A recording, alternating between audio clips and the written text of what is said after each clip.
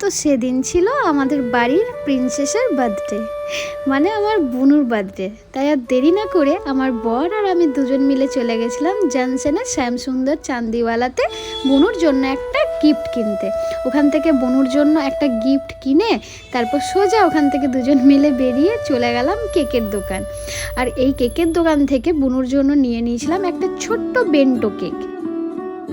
And cake কিনেই ঝটপট চলে এলাম বাড়িতে প্রিপারেশন করার জন্য, কারণ রাত 12টা বাজতে আর খুব একটা বেশি দেরি ছিল না।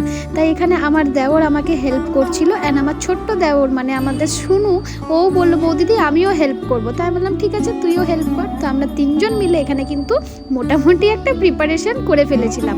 জানো তো আমরা রাত 12টার সময় এইভাবে সবার বার্থডে সেলিব্রেশন করি। আমার মনে হয় এই ছোট ছোট এফোর্টসগুলোই আমাদের সম্পর্কগুলোকে আরও স্ট্রং করে।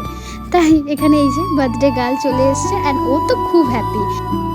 জানো তো নিজেদের কাছের মানুষদেরকে সবসময় ছোটোখাটো বিষয়ে স্পেশাল ফিল করানো দরকার, আমি তো এটা মনে করি। আর তারপরে এই যে স্নো স্প্রে এনে এটাকে দিয়ে প্রত্যেকের মুখে স্নো স্প্রে মেরে প্রত্যেকের অবস্থা দেখো পুরো ভূত। আর আমাদেরকে দেখেই বুঝতে পারছো আমরা ঠিক রাত 12টায় কতটা মজা করেছি, আনন্দ করেছি সবাই মিলে। অ্যান্ড তারপরেই ছিল গিফট দেওয়ার পালা।